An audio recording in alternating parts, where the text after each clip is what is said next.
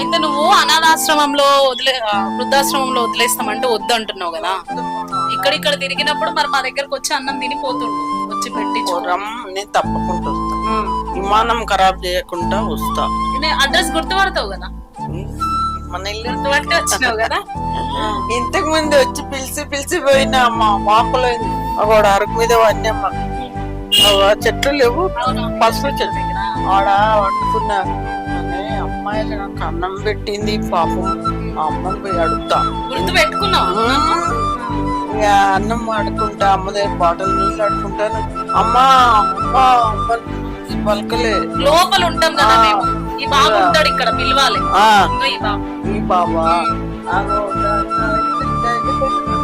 అక్కడ మారత్ కార్ని మాకు అన్నం పెట్టమ్మా ఆకలి అవుతుంది అంటే సత్యాన్నమ్మ ఆ కవర్ వేసుకొచ్చి ఇచ్చింది.